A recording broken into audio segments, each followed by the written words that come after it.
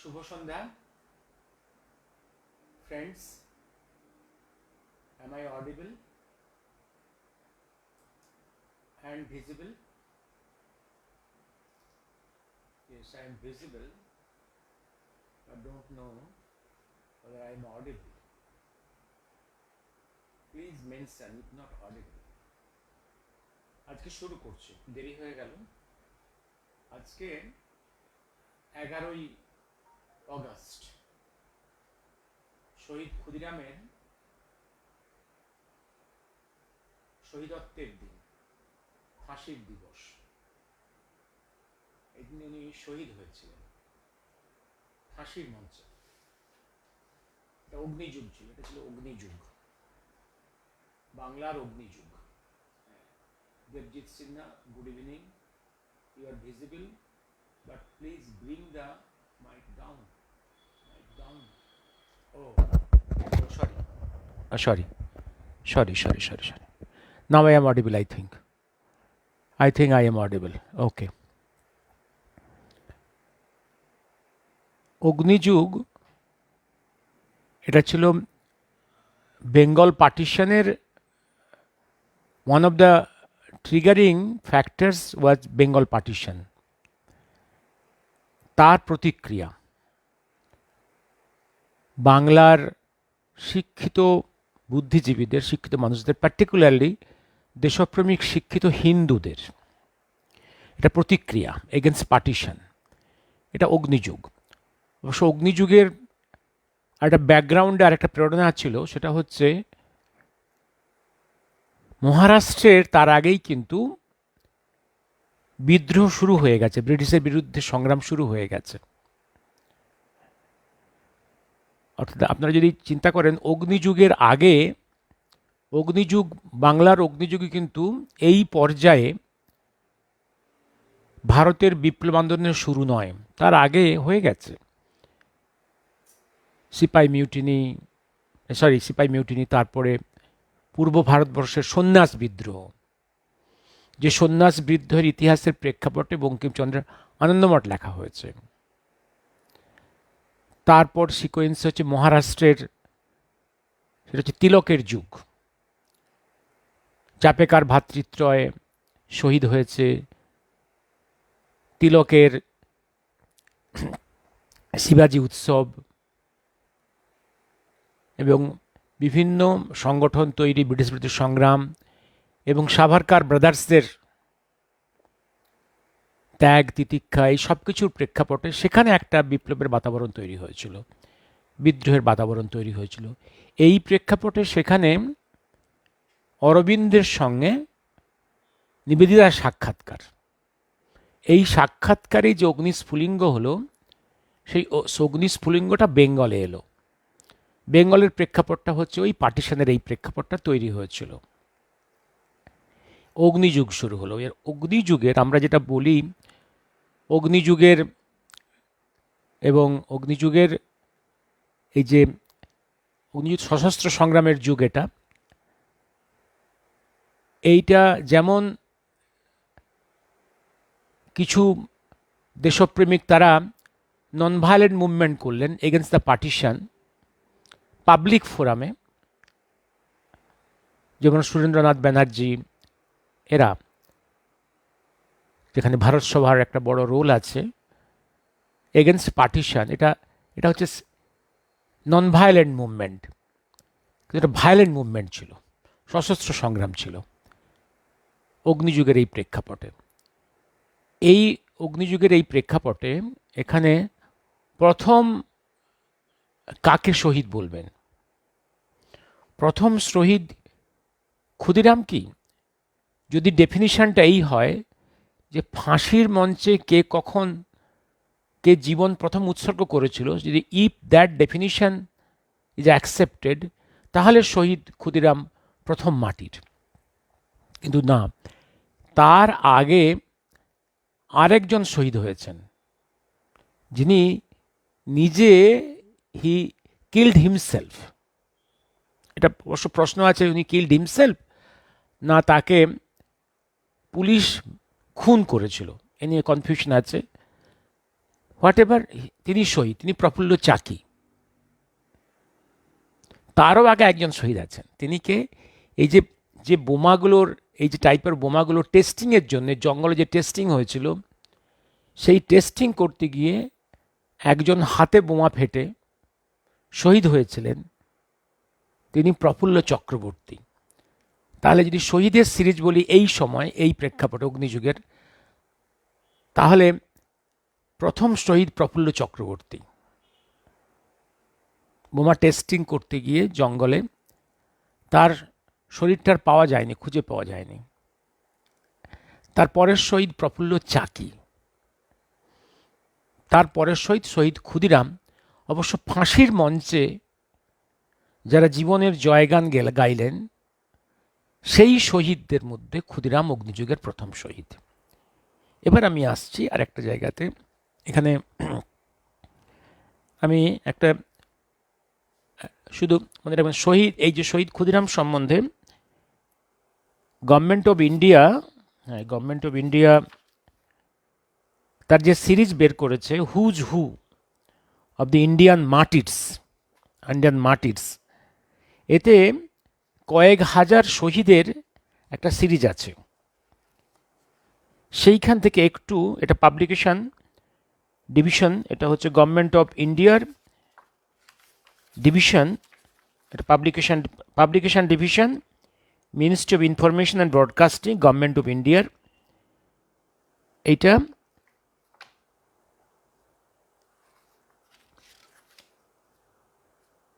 হ্যাঁ, এইখান থেকে একটু পড়ে শোনাচ্ছি কি লিখে রেখেছে ওরা। Bose Khudiram, volume 1, whose who, volume 1, page 55,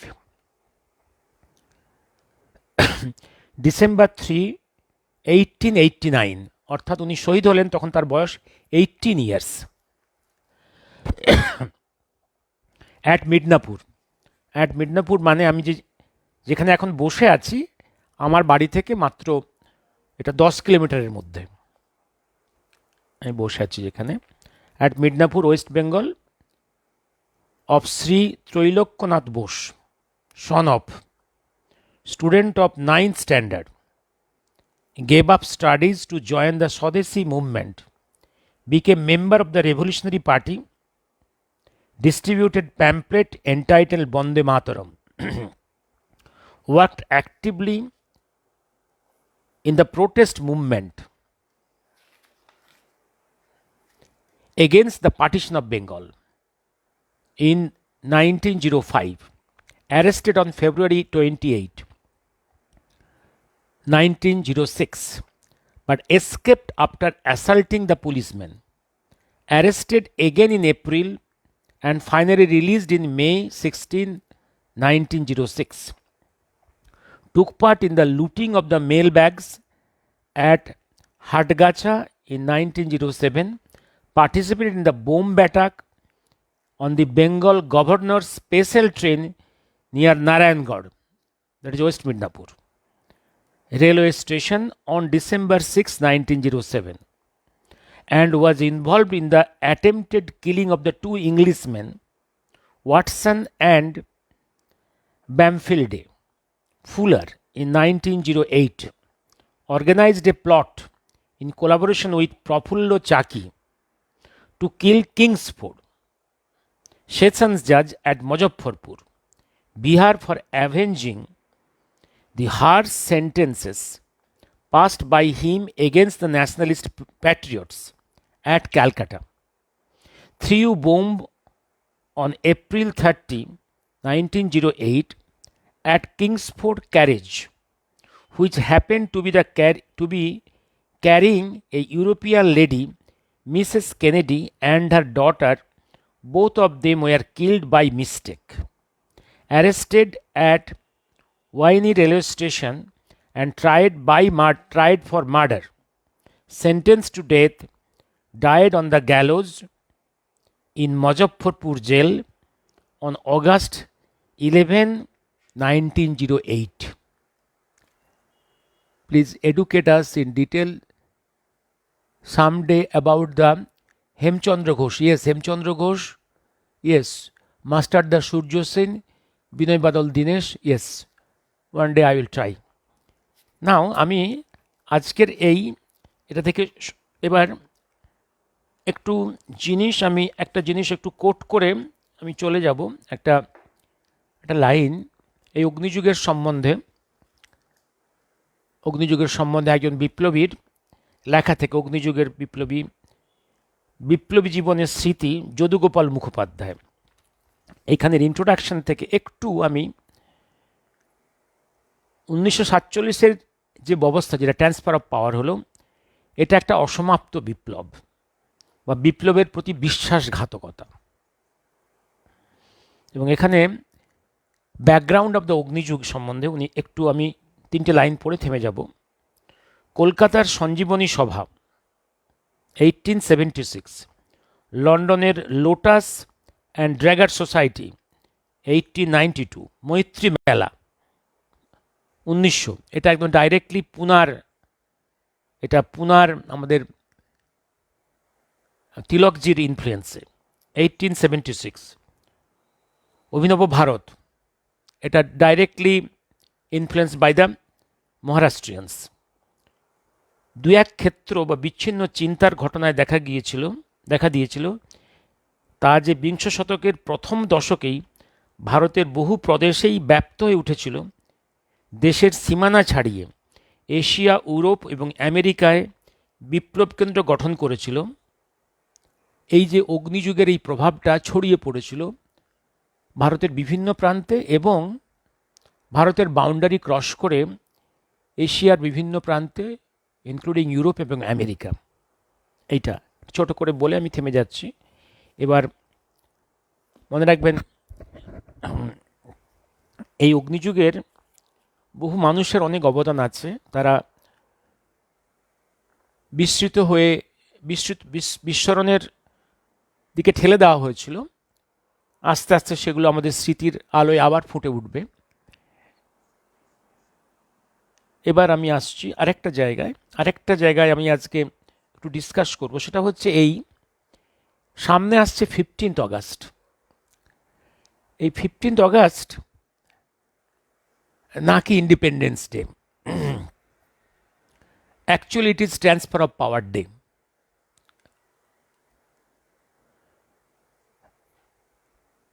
transfer of power day, আমি শুধু ছোট্ট একটা আর্টিকেল লিখেছি, যেটা আজকেই পাবলিশ করেছে ইন যুগশঙ্খ নয়, আজকে পাবলিশ করেছে ওরা ইন স্বস্তিকা। হ্যাঁ, স্বস্তিকা, ওটা পাবলিশ করেছে।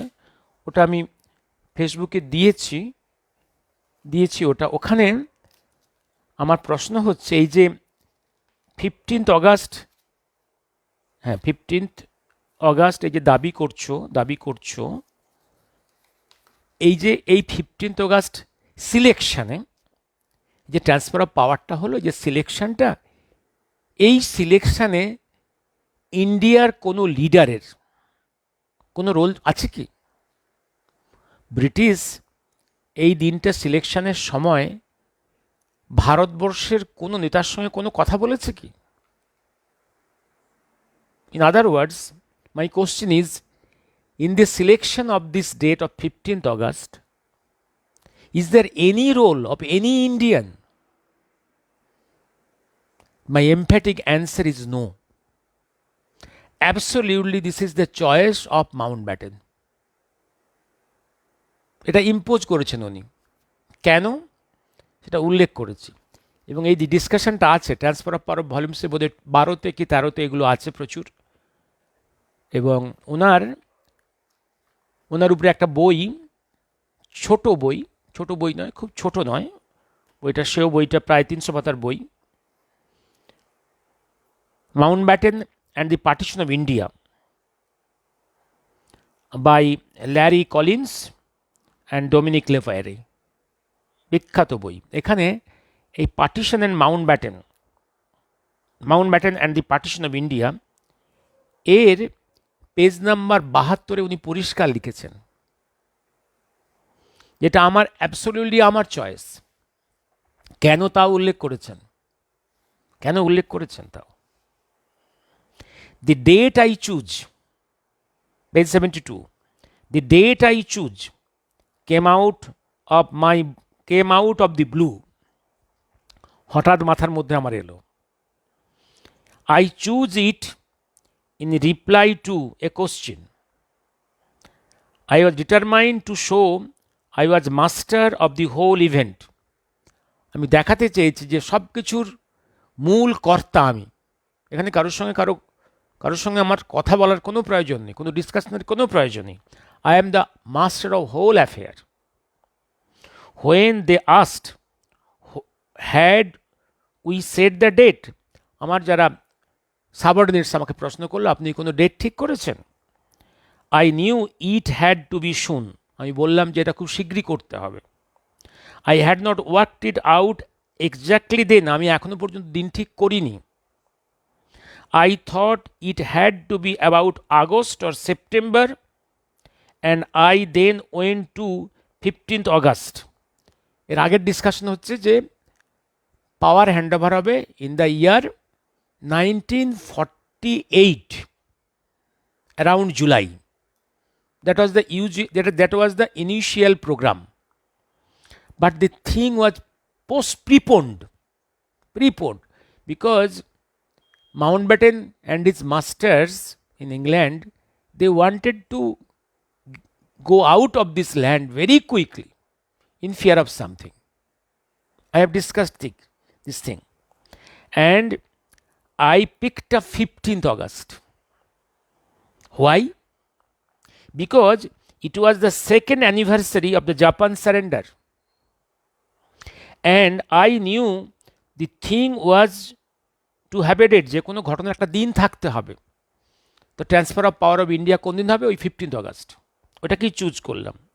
And however much I consulted my staff, এরপরে কতগুলো সেন্টেন্সের মূল্য হচ্ছে আমি যদি এ নিয়ে আলোচনা করি আমার সাবঅর্ডিনেটের সঙ্গে, তারা প্রত্যেকে বিভিন্ন বিভিন্ন ডেট দেবে এবং সেই ডেট নিয়ে আলোচনা করতে করতে সময় নষ্ট হবে। সেই জন্য আমি কোনো সাবঅর্ডিনেটের সঙ্গে আলোচনা করিনি। I picked up 15th August because this was the second anniversary of the Japan surrender. এবং এশিয়াবাসীকে, ভারতবাসীকে মনে করিয়ে দেওয়া যে এই দিন আমরা এশিয়ার মাটিতে জয়লাভ করেছিলাম, তোমাদের দম্ভচূর্ণ করেছিলাম, জাপান পরাজিত হয়েছিল, সারেন্ডার করেছিল, এটা মনে করিয়ে দেওয়ার জন্যে। ক্লিয়ার? এবার আরেকটা প্রশ্ন করেছি ওইখানে, মধ্যরাত্রে কেন? মধ্যরাত্রে কেন? কারণ যখন মাউন্টব্যাটেন ইম্পোজ করলো 15th August, তখন নেতারা পাঁজিপুঁতি দেখতে শুরু করলো। পাঁজিপুঁতি দেখতে গিয়ে দেখলো 15th August is a very bad day, unlucky day, black day, very খারাপ দিন, ফুল অফ ব্যাড সাইন্স। ভাড়া ভয় পেয়ে গেল। তারা তখন অনুরোধ করলো মাউন্টব্যাটেনকে কি করা যায়। তখন সেটেলমেন্ট হলো মধ্যরাত্রে হবে। ওটা তাহলে 15th নয়, 16th নয়, মধ্যরাত্রে,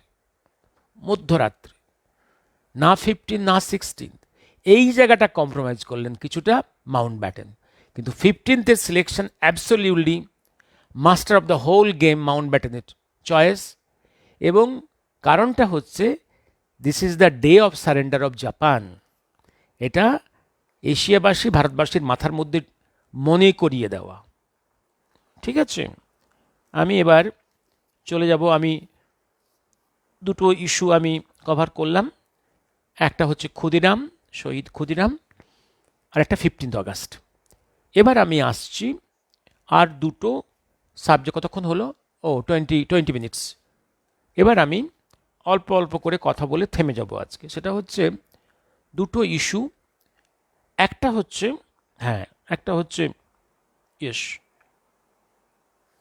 একটা হচ্ছে আমি আজকে যেটা পোস্ট করেছি সেটা হচ্ছে হিন্দু সন্ন্যাসী সেজে ধর্মান্তকরণের কারবার, মোটা টাকার টোপ দিয়ে হিন্দু মহিলার ধরত জামাল উদ্দিন। এই জামাল উদ্দিন ইউপির ধরা পড়েছে। তা বিপুল ইন্ডাস্ট্রি, জামাল উদ্দিন বিপুল ইন্ডাস্ট্রি, বিদেশ থেকে কোটি কোটি টাকা আসছে এবং সেখানে মেকানিজম হিন্দু মহিলাদের ধরে ধরে কনভার্সন করা, হ্যাঁ, বিভিন্ন টেকনিকে লাভ জিহাদ বা টাকার জোরে, টাকার ভয় দেখিয়ে, সমস্ত মেকানিজমে তাদের সঙ্গে নকশালদের যোগাযোগ, এক্সট্রিমিস্টদের যোগাযোগ, এই নেটওয়ার্কটা এক্সপোজড হয়ে গেছে বাই দ্য এনআইএ। এ নিয়ে কোর্ট কাচারিও হয়ে গেছে।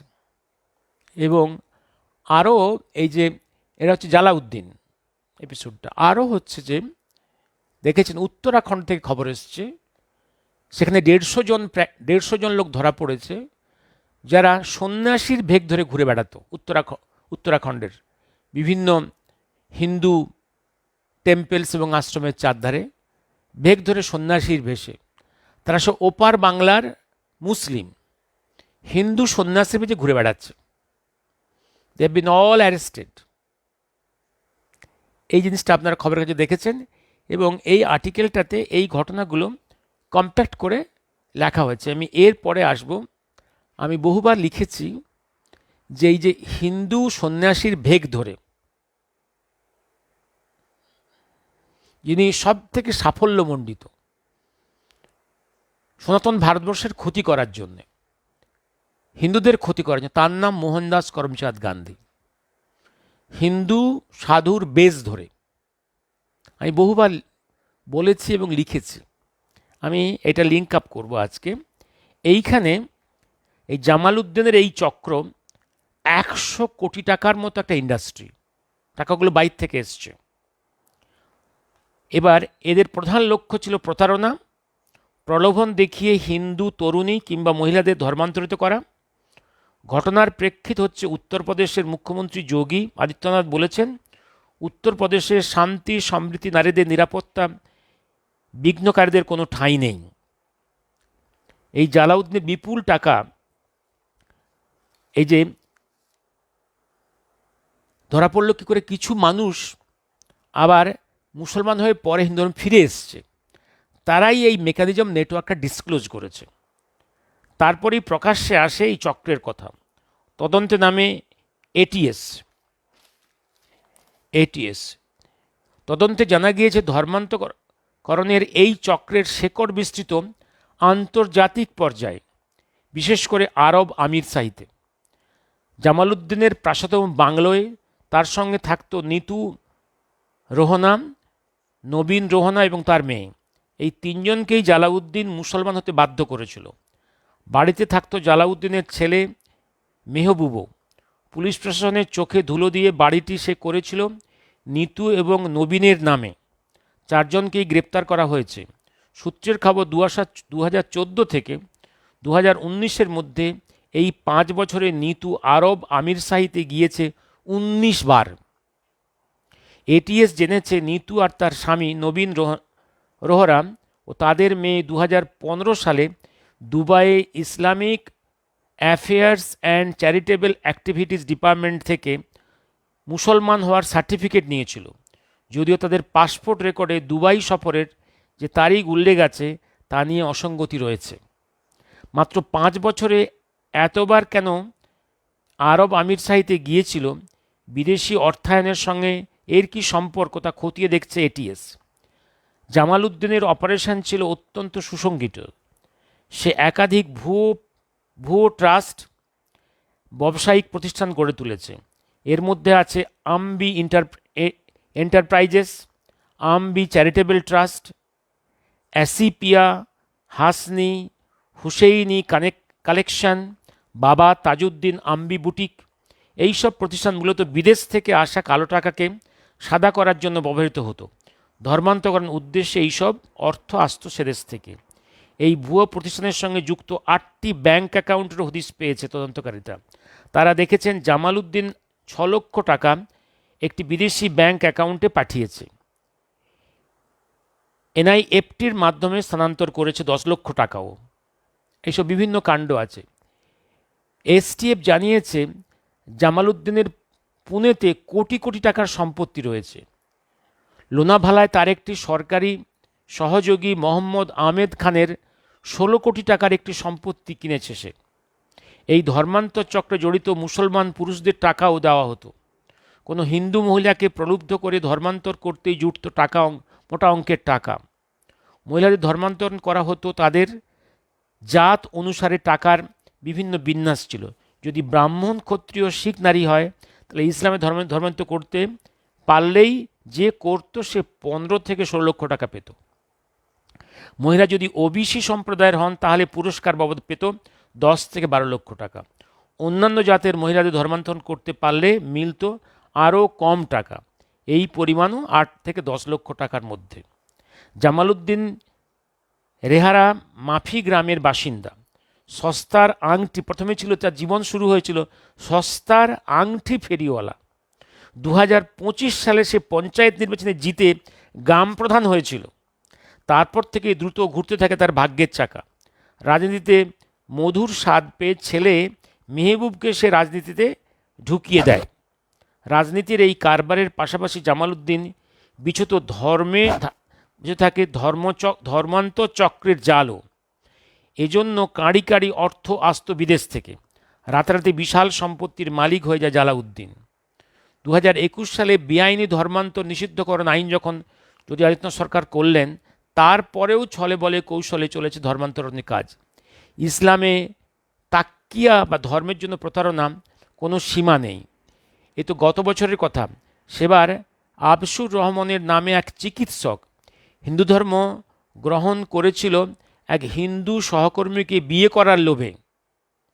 মহিলার নাম ছিল সারাঙ্গী। বিয়ের পরেই মুখোশ খুলে যায় সেই চিকিৎসকের। নিজে তো বটেই, হর্ষকে ধর্মান্তর করে ইসলামে। ওই দম্পতির একটি ছেলেও হয়েছে। আব্দুর তাকেও নামাজ আদায় করতে শেখাতেন, খাওয়াতেন গরুর মাংস।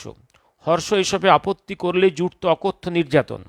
আব্দুরের মুখোশ খুলে পড়তেই তা জানতে পারেন হর্ষের পরিবার। তারা পুরো ঘটনাটি জানায় থানায়। তারপরেই গ্রেপ্তার করা হয় আব্দুরকে। সেটাও ছিল উত্তরপ্রদেশের গাজিয়াবাদের ঘটনা।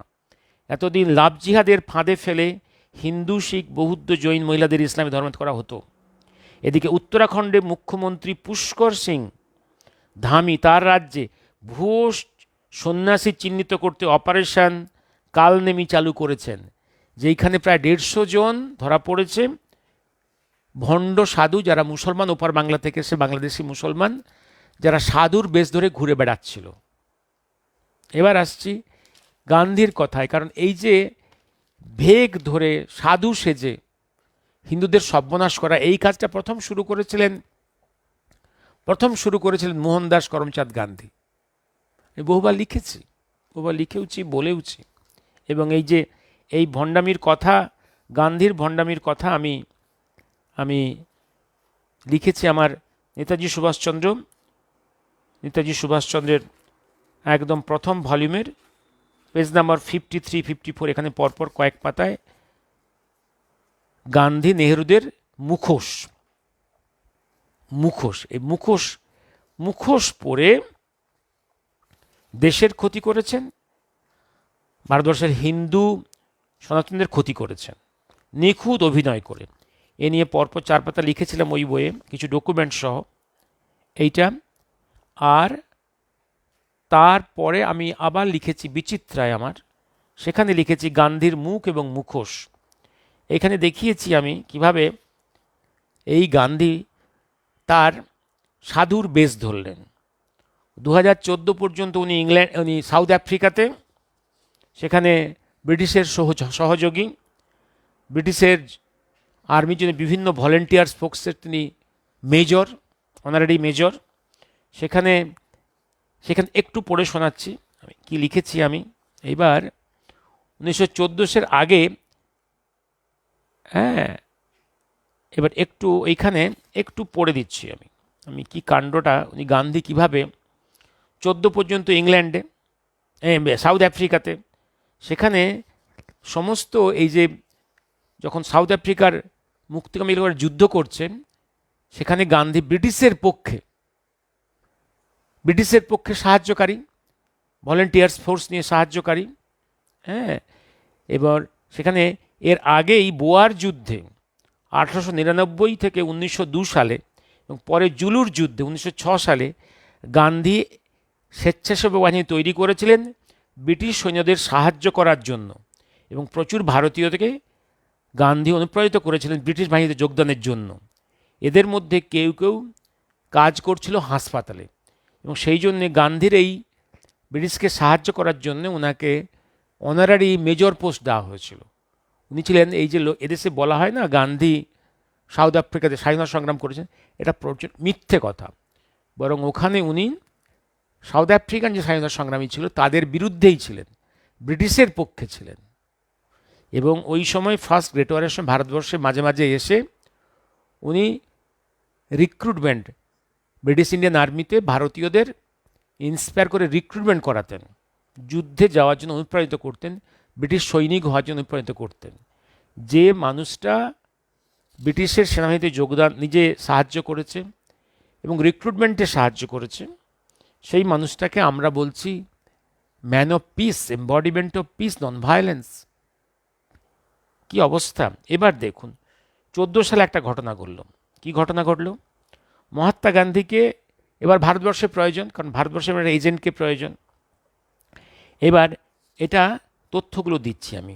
1914 সালের ডিসেম্বর মাসে, 14 সালের আগে ইংল্যান্ড, তার আগে উনি, অর্থাৎ উনি ভারতবর্ষে আসবেন, কারণ ভারতবর্ষে তাকে আনা হবে, আনা হচ্ছে। কীভাবে দেখুন, সাউথ আফ্রিকা থেকে অনায়াসে আরব সাগরটা ক্রস করে ডিরেক্টলি ওয়েস্টার্ন কোস্ট অফ ইন্ডিয়াতে আসা যায়, ডিরেক্টলি কয়েকদিন লাগে জাহাজে করে অনায়াসে। এই রুটটা বহু পুরনো। কিন্তু কী করলো ব্রিটিশ, তাকে সাউথ আফ্রিকা থেকে ইংল্যান্ডে নিয়ে গেল। ইংল্যান্ডে গিয়ে তার ড্রেস চেঞ্জ করা হলো। আগে উনি শার্ট প্যান্ট পরতেন, সেটা চেঞ্জ করে তাকে হাফ নেকেড ফকিরে বানানো হলো। হ্যাঁ, নেকেড বানানো হলো, সেইটাই লিখছি আমি। হ্যাঁ, সাউথ আফ্রিকা থেকে উনি গেলেন ইংল্যান্ডে। এবার সেই ইংল্যান্ডে 2014 ডিসেম্বর মাসে, এবার ডিসেম্বরে উনি ইংল্যান্ড ত্যাগ করে ইন্ডিয়ার দিকে আসছেন।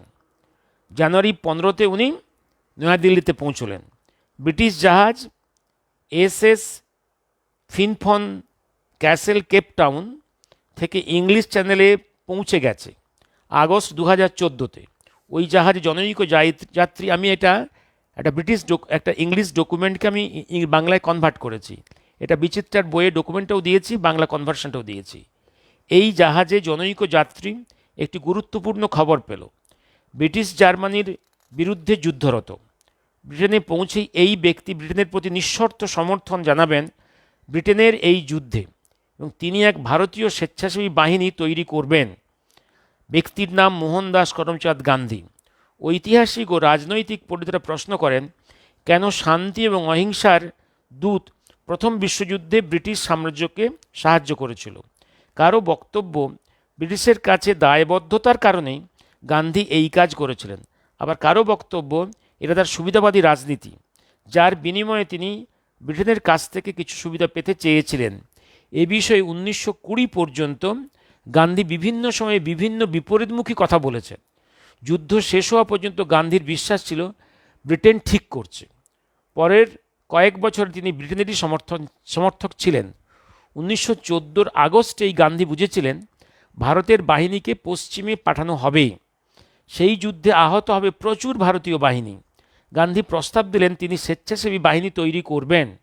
তার আগেই দ্বিতীয় বোয়ার যুদ্ধ এবং তারপরে জুলুর যুদ্ধ 1906-এর সময় দক্ষিণ আফ্রিকা, গান্ধী এরকম স্বেচ্ছাসেবী বাহিনী তৈরি করেছিলেন ব্রিটিশ সৈন্যদের সাহায্য করবার জন্য, এবং প্রচুর ভারতীয়কে গান্ধী অনুপ্রাণিত করেন ব্রিটিশ বাহিনীতে যোগদানের জন্য। এদের মধ্যে কেউ কেউ কাজ করেছিলেন হাসপাতালে। গান্ধী নিজে নার্সদের প্রশিক্ষণ দিতেন। মিলিটারি ইউনিফর্ম পরিহিত গান্ধীর ছবি আছে। এই ছবি তোলা হয়েছিল দক্ষিণ আফ্রিকায় তার অবস্থানকালে দ্বিতীয় বোয়ার যুদ্ধের সময়। এবং এই যে গান্ধীকে এই যে ব্রিটিশকে উনি সাহায্য করেছেন, তার জন্য ওকে মাসিক 100 টাকা বোনাস দেওয়া হতো। এই ডকুমেন্টটাও দিয়েছি, কনফিডেন্সিয়াল, হোম ডিপার্টমেন্ট বোম্বের 1930-তে, এটা জুনে অর্ডারটা ইস্যু দেখলাম। এইখান থেকে দেখা যাচ্ছে এই অর্ডারে গান্ধীকে 100 টাকার বোনাস দেওয়া হয়েছে। এবং অন্য আরও অর্ডারে আছে, এই যে জেল, উনি মাঝে মাঝে জেলে পাঠানো হতো, প্যালেস্টার্ন জেল, এই যে তথাকথিত জেলে থাকতেন, তার জন্য ওনাকে একটা পেনশন দেওয়া হতো। কি ভাগ্যবান লোক গান্ধী, কি ভাগ্যবান লোক! এই যে ইংল্যান্ডে বসে উনি হাফ নেকেড ফকিরটা হলেন, ফকির হয়ে খুব উপকার হলো ওনার। কারণ এই ফকির হওয়ার জন্যে ভারতবর্ষের লোক ওনাকে সাধু বলে মনে করলো, উইথাউট স্ক্রুটিনি, মহান বলে মনে করলো, এবং এবং ওনাকে একদম দেবতার আসনে বসিয়ে দিয়ে, নেতার আসনে বসিয়ে দিয়ে ভারতের নিজের সর্বনাশটা করলো, এবং গান্ধীর পক্ষে দেশকে ধোঁকা দেওয়ার সুবিধে হলো, যে কাজটা করছে এখন বিশেষ করে বাংলাদেশ থেকে আসে প্রচুর যে বাংলাদেশ মুসলমানরা সাধুর বেশ ধরে ভারতবর্ষে ঘুরে বেড়াচ্ছে, এখানকার রেশন কার্ড, আধার কার্ড সব পেয়ে গেছে, এবং হিন্দু সাধুর বেশ ধরে ভারতবর্ষকে ক্ষতি করছে, জনগণকে ধাপ্পা দিয়ে যাচ্ছে। গান্ধী হচ্ছে এই রকম কর্মকাণ্ডের প্রথম পুরোহিত, উনি পথ দেখিয়ে গেছেন। এবার আসছি আমি পরের, হ্যাঁ, এবার আসছি আমি আরেকটা জায়গাতে আসছি। আজকের এই জায়গাতে আমরা আরেকটা জিনিস আমি দিয়েছি, এই 11 অগাস্টের স্বস্তিকাতে একটা ভালো আর্টিকেল বেরিয়েছে, স্বাধীনতা দিবসের ভাবনা, এক যুগ সন্ধিক্ষণে দাঁড়িয়ে পশ্চিমবঙ্গের বাঙালি। এই আর্টিকেলটা খুব বড়, একজন বিখ্যাত ব্যক্তি লিখেছেন, doctor Jishnu Basu.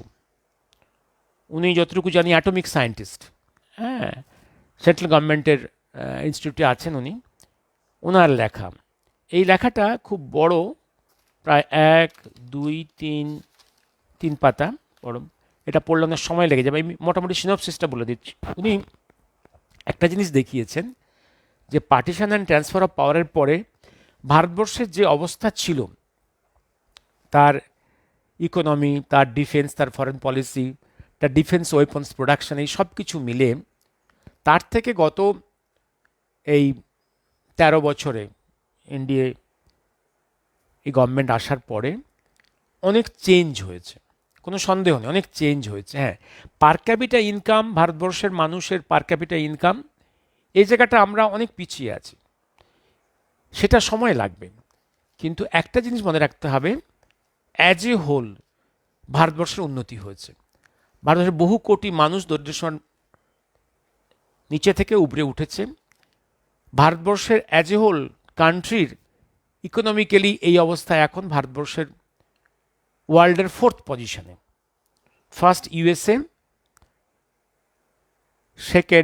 Second China, third Germany, 4th ইন্ডিয়ার পজিশন। আমরা জাপানকে টপকে গেছি, এটা কম নয়। এবং ডিফেন্সে আমরা, ফরেন পলিসি যথেষ্ট স্ট্রং আমরা। We can challenge any mighty country of the world, even USA. আমাদের ন্যাশনাল ইন্টারেস্ট প্রিজার্ভ করতে, আমাদের দেশের চাষি এবং ডেয়ারি প্রোডাক্টসগুলোকে এবং নিজস্ব সোভারেনিটিকে, নিজস্ব সম্মান রক্ষার জন্য আমরা we can even take the challenge of USA. এবং আমাদের ডিফেন্স প্রোডাক্ট, আমরা ছিলাম ডিফেন্স ওয়েপন্স, আমরা ছিলাম মেনলি পারচেজার, পৃথিবীর বিভিন্ন জায়গা থেকে আমরা কিনতাম।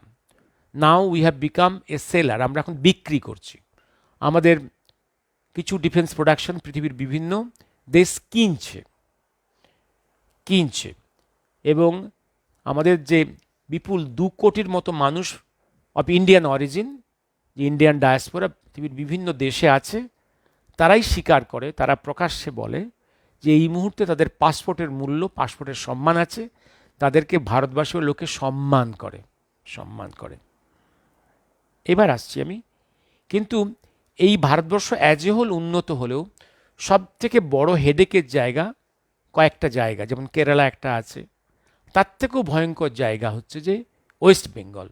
এই মুহূর্তে খুব সংকটের জায়গা হচ্ছে মণিপুর, কেরালা এবং ওয়েস্ট বেঙ্গল। সব থেকে বেশি ভয়ঙ্কর জায়গা হচ্ছে ওয়েস্ট বেঙ্গল দিয়ে কয়েক কোটি ওপার বাংলার মুসলিমস এবং আরাকান অঞ্চল থেকে রোহিঙ্গারা কয়েক কোটি মানুষ প্রবেশ করেছে। তারা ওয়েস্ট বেঙ্গলে সেটেল করেছে এবং বিভিন্ন ভারতের প্রান্তে পৌঁছে গেছে। They are conducting terrorist activities to disrupt India, to halt India's growth. এই যে মেকানিজমটা ওয়েস্ট বেঙ্গলে হচ্ছে, এই মুহূর্তে ওয়েস্ট বেঙ্গল হচ্ছে টেররিস্টদের প্রবেশের পথ, থাকবার খুব সেফ জায়গা এইখানটা। এবং এই জায়গাটা এবার এবার যেটা এবার আমাদের গভর্নমেন্ট অফ ইন্ডিয়া, আমাদের সেন্ট্রাল ইলেকশন, যেটা election commission of India, ECI, তারা চাইছে অ্যাজ ইউজুয়াল যেমন ভারতবর্ষের অ্যাট ইন্টারভ্যালস রিভিউ হয়, ভোটার লিস্ট রিভিউ হয়, ইন্টেন্সিভ রিভিউ হয়। এটা ভারতের কনস্টিটিউশন লেখা আছে। এটা একদম নেহেরুর যুগ থেকেই চলে আসছে, মাঝে মাঝে intensive review the voter list. কারণ এইটা না হলে কত কোটি মানুষ মারা গেছে, তাদের নাম বাদ দেওয়া, কত লোক চলে গেছে বাইরে, কত লোক 2 জায়গায় 3 জায়গায় 10 জায়গায় নাম লিখিয়ে রেখেছে, আর কত ফলস ভোটার হয়ে আছে, এইগুলো স্ক্রিন আউট করা যায় না। ইন্টেন্সিভ রিভিউ যে part of our national duty, এটা ইলেকশন কমিশনের কাজ এবং তাদের রাইট, সেইটা ওয়েস্ট বেঙ্গল করতে দেবে না। তার ভয়ে ওয়েস্ট বেঙ্গলে যে কয়েক কোটি বসে আছে এবং সারা ভারতবর্ষে ওয়েস্ট বেঙ্গল থেকে যে বসে আছে, এখানকার পেপারস নিয়ে, আইডেন্টি কার্ড নিয়ে, এটা ধরা পড়ে যাবে। বিহারে একটা এক্সাম্পল হয়ে গেছে, বিহার ওরা আটকাতে চেয়েছিল। বিহারে প্রভূত জিনিস অল ফলস ধরা পড়েছে, প্রায় 65 লাখের মতো। তার মধ্যে বহু লক্ষ মৃত, বহু লক্ষ 4-5 জায়গায় 10 জায়গায় নাম লিখিয়ে রেখেছে, বহু লক্ষ মানুষ অন্য জায়গায় পার্মানেন্টলি চলে গেছে, অ্যান্ড বহু লক্ষ ফলস। ওয়েস্ট বেঙ্গলের কিন্তু অবস্থা আরও করুণ, আরও ভয়ঙ্কর।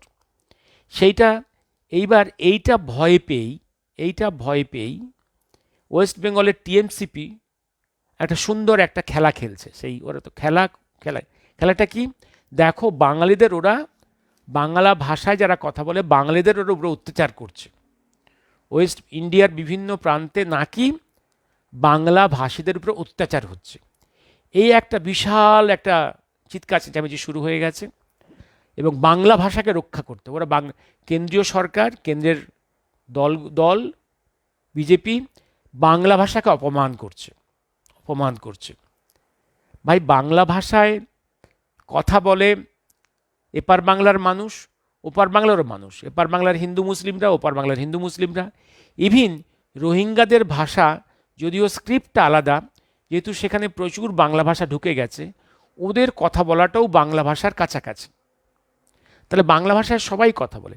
বাংলা ভাষায় কথা বললেই ওয়েস্ট বেঙ্গলের বাসী নয়, বাংলা ভাষায় কথা বললেই ভারতীয় নয়, ওয়েস্ট বেঙ্গলের বাংলাভাষী ভারতীয় নয়।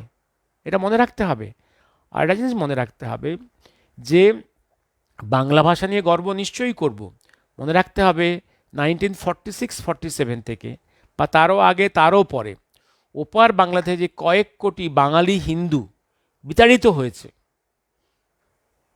যারা বিতাড়িত হয়েছে তারাও বাংলাভাষী, যারা বিতাড়ন করেছে তারাও বাংলাভাষী, যারা বিতাড়ন করেছে, যারা রেপ করেছে আমাদের মা বোনদের, যারা খুন করেছে, ওরাও বাংলাভাষী।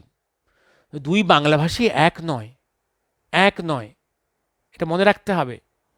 আর তারা কোন অধিকারে ভারতবর্ষে এসে সেটেল করতে চায়? কোন অধিকারে? They have got their Pakistan what they wanted.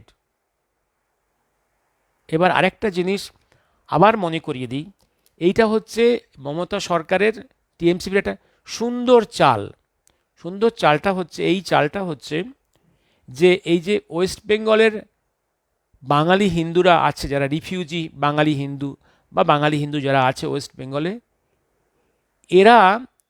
এদেরকে ভারতবর্ষের বিশাল প্রেক্ষাপট থেকে, ভারতবর্ষের বিপুল হিন্দু সমাজ থেকে বিচ্ছিন্ন করা, ভারতের যে বিপুল ক্ষেত্রের সঙ্গে ওয়েস্ট বেঙ্গলের হিন্দু বাঙালিরা মিলেমিশে আছে, এইটাকে ডিসরাপ্ট করা।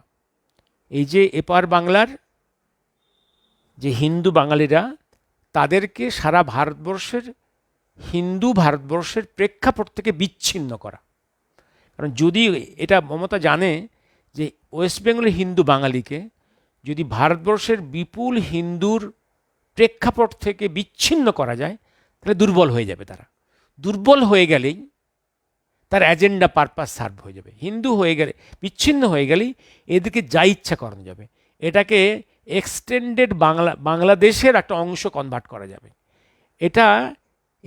এবং এই যে ওদের এই যে মুসলিম লীগের স্বপ্ন ছিল যে গোটা আসাম এবং বেঙ্গল এইটাকে ইস্ট পাকিস্তানের অংশ করে দেওয়া, এই স্বপ্ন সার্থক হবে। এবং সেটা না করলেও অন্তত মমতা ব্যানার্জি তার টিএমসিপি এই বাঙালি হিন্দুদের যদি ওয়েস্ট বেঙ্গলকে মেন্টালি বিচ্ছিন্ন করতে পারে, এবং যদি সে দাঙ্গাটা লাগাতে পারে বিভিন্ন জায়গাতে, যে এরা বিভিন্ন ভাষায় এমনভাবে কথা বলছে যেন উড়িষ্যার লোকেরা বাঙালিদের মারছে, যেন মহারাষ্ট্রের লোকেরা যেন বাঙালিদের মারছে, যেন দিল্লির লোকেরা বাঙালিদের মারছে, যেন ইউপির লোকেরা বাঙালিদের মারছে। এই যে মিথ্যে রটনা করছে, এই যে দাঙ্গাটা লাগাবার চেষ্টা করছে, ক্যাওস করার চেষ্টা করছে, ডিসরাপশন করার চেষ্টা করছে, এটা একটা খুব নোংরা ডিজাইন। বাঙালি হিন্দুদেরকে, ওয়েস্ট বেঙ্গলের বাঙালি হিন্দুদেরকে সারা ভারতের প্রেক্ষাপট থেকে বিচ্ছিন্ন করা, বিভিন্নভাবে বিভিন্ন উস্কানি দিয়ে।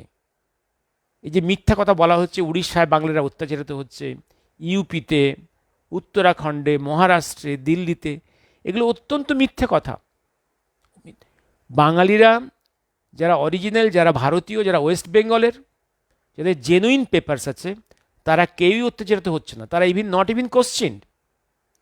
যেখানে সন্দেহ হচ্ছে, যেখানে ফলস কার্ড পাওয়া যাচ্ছে, ফলস পেপারস পাওয়া যাচ্ছে, সেখানেই ধরা হচ্ছে। বাংলা ভাষায় কথা বলছে মানেই এই নয় তারা ওয়েস্ট বেঙ্গলের বাঙালি বা ভারতের বাঙালি।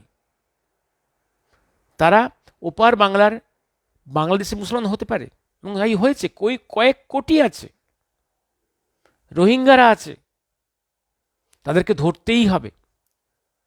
ওয়েস্ট বেঙ্গলকে বাঁচাতে গেলে, ওয়েস্ট বেঙ্গলের হিন্দুদের বাঁচাতে গেলে, ভারতবর্ষের রক্ষার্থে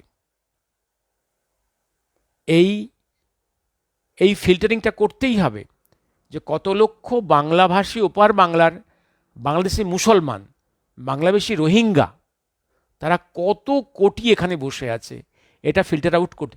শুধু তো বিহারেই তো এই অবস্থা, বেঙ্গলে প্রায় 1.5 কোটি 2 কোটি পাওয়া যাবে খুব এত ইনফেকশন হয়েছে, এবং অল বর্ডার স্টেটসের ডেমোগ্রাফি চেঞ্জ হয়ে গেছে। এটা করতেই হবে। আর মমতা ব্যানার্জির এইখানটা হচ্ছে চক্রান্ত, যে ওয়েস্ট বেঙ্গলের বাঙালিরা যত বিব্রত হবে, যদি কোনোভাবে ভারতের বিভিন্ন স্টেটসে বাংলা ভাষাদের বিরুদ্ধে যদি একটা দাঙ্গা গন্ডগোল লাগিয়ে দেওয়া যায়, তখনও বলতে পারবে চিৎকার, দেখো ভারতের বিভিন্ন প্রান্তে বাংলাভাষীরা অত্যাচারিত হচ্ছে।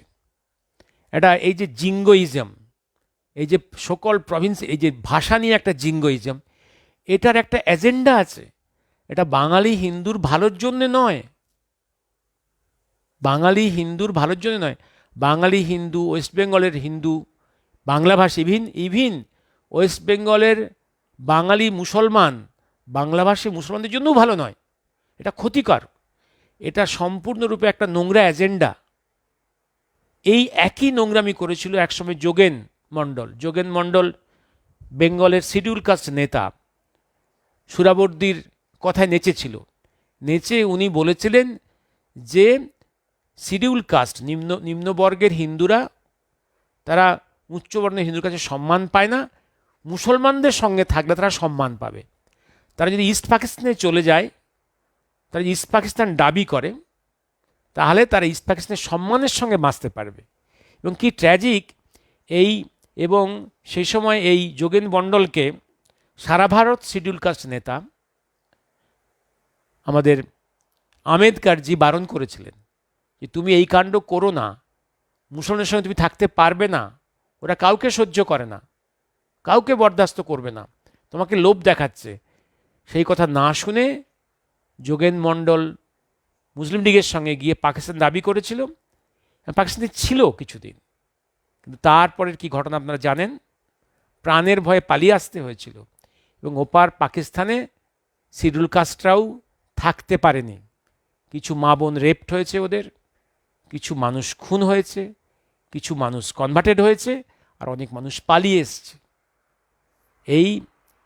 আবার এই মমতা ব্যানার্জি আবার যোগেন মণ্ডলের মতো বা সুরাবর্দির মতো কাজ করছে। নিজের স্বার্থে ওয়েস্ট বেঙ্গলকে নরকে পরিণত করছে। বাঙালির স্বার্থকে, বাঙালি হিন্দুর স্বার্থকে, ওয়েস্ট বেঙ্গলের স্বার্থকে উনি জলাঞ্জলি দিচ্ছেন ভীষণ চক্রান্ত করে, ভীষণ নোংরাভাবে। উনি একদম প্ল্যান করেছেন পশ্চিম বাংলার বাংলাভাষীদের, হিন্দু মুসলিম সবার সঙ্গে একটা সারা ভারতবর্ষের প্রেক্ষাপট থেকে বিচ্ছিন্ন করে দেওয়া।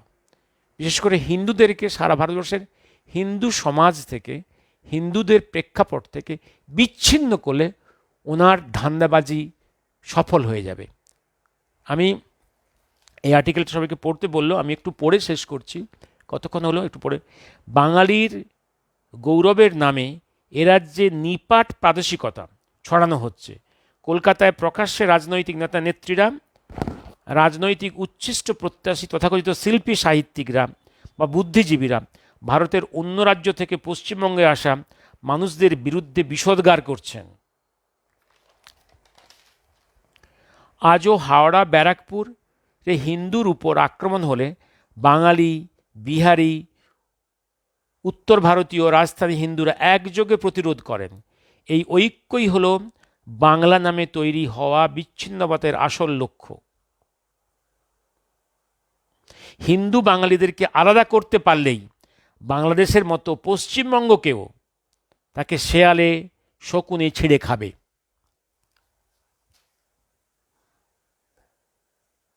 শুভরাত্রি। আমি এবার দেখছি, এবার দেখি আমি কি প্রশ্ন এসছে। হ্যাঁ, অতনু বি, শুভ সন্ধ্যা স্যার, থ্যাংক ইউ। চম্পারণ সত্যাগ্রহে গান্ধী কি ম্যানিপুলেট করেছিল আন্দোলনকে? চম্পারণ সত্যাগ্রহ গান্ধী তো abruptly called off the moment the movement reached the peak, before reaching the peak withdrew the movement. এটা চিরকাল, কারণ যখনই দেখে মুভমেন্ট যদি পিকে চলে যায়, British will be in danger, তার আগেই যে কোনো মুভমেন্টকে থামিয়ে দেওয়া, to help the British. Debjyoti, জাপানকে সারেন্ডার করানোর পেছনে এমএসজি দেওরও ছিল সুভাষচন্দ্র বোসকে যাতে, হ্যাঁ, তারকেশ্বরের শহীদ ভোলানাথ চট্টোপাধ্যায় সম্পর্কে কোনো তথ্য জানলে জানাবেন। তারকেশ্বরের ভোলানাথ চট্টোপাধ্যায়, আচ্ছা, পত্রিকার পক্ষ থেকে তার উপর কাজ করছি। ভোলানাথ চট্টোপাধ্যায়, আচ্ছা, চট্টোপাধ্যায়, আচ্ছা। এবার আমি আজকে থামছি।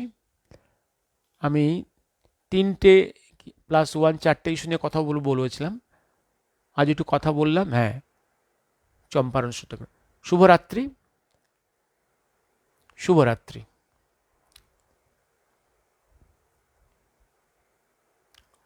আমি আশা করি কথা বলেছি, সবগুলো আইটেম আমি কথা বলেছি বোধহয়। হ্যাঁ, আর একটা, হ্যাঁ, যুগসন্ধিক্ষণে দাঁড়িয়ে বেঙ্গল, ওয়েস্ট বেঙ্গল। আর একটা আমি 15th অগাস্টের why it was date was chosen in this way. ও এই জায়গাটা Tapas Banerjee, celebration of surrender of Japan in disguise, at the same time had Tagore been alive he would not have permitted to use a song. এই বন্দে মাতরম দিয়ে আপনার যে, তাপসবাবু, আপনার যে চিন্তাভাবনাটা, আমার মনে হয় আপনি আর একটু পড়াশুনো করুন, একটু পড়াশুনো করুন, একটু পড়াশুনো করুন, একটু পড়াশুনো করুন। আপনার মতের সঙ্গে একমত হতে পারছি না।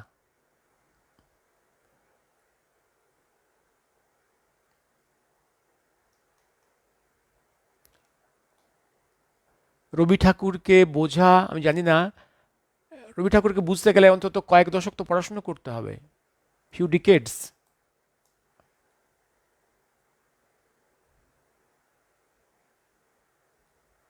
বলেছি এটা না কেন? ইমাজিন, তাপসবাবু আমেরিকাতে গিয়েছেন, সেখানে টাকা কালেকশন করেছেন, সেই টাকা সেক্রেট ওয়েতে জাপানে পাঠিয়েছেন, to the empire of Japan, so that money be distributed to the Indian patriots. Revolution is there. এবং সেই গোপন তথ্যটা ইউএসএ পাওয়ার পরে রেকর্ড করেছে সেটা। He is that man. উনি ইংরেজদের তুষ্ট করার জন্য এই গান লিখেছিলেন। একটা গান লেখা হয়, তার অনেক ডাইমেনশন থাকে, অনেকভাবে ব্যবহার হয়, করা যেতেই পারে।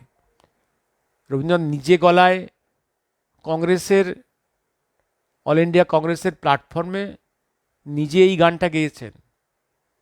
এবং আরও বলে রাখি, সুভাষচন্দ্র, ভারত সরকার এটাকে সঙ্গীতে গ্রহণ করার আগে 1943 26 জানুয়ারি সুভাষচন্দ্র এই এই গানটা এই গানটা জাতীয় সঙ্গীত হিসেবে গাইয়েছেন জার্মান অর্কেস্ট্রাতে, এবং রেডিও ওয়েভসে পৃথিবীর উদ্দেশ্যে এই গানটা প্রচারিত হয়েছে।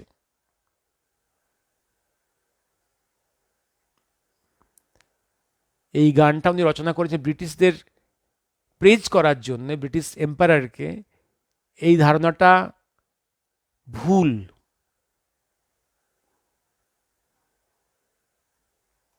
এবার আসছি আমি, এবার এটা উনি আলোচনা করেছি কিভাবে ওপার বাংলা থেকে আসা মুসলমান টেরোরিস্টরা, ইসলামিস্টরা সাধুর বেশে ভারতের বিভিন্ন হিন্দুদের মন্দিরের স্থানে, বিভিন্ন পবিত্র স্থানে ঘুরে বেড়াচ্ছে হিন্দুদেরকে চিট করার জন্যে, নোংরামি করার জন্যে, টেরোরিস্ট কাজকর্ম করার জন্যে। এই আর্টিকেলটাও পড়লাম একটু। ইয়েস, রঞ্জন দে স্যার, গুড মর্নিং, কাইন্ডলি বইটার নাম?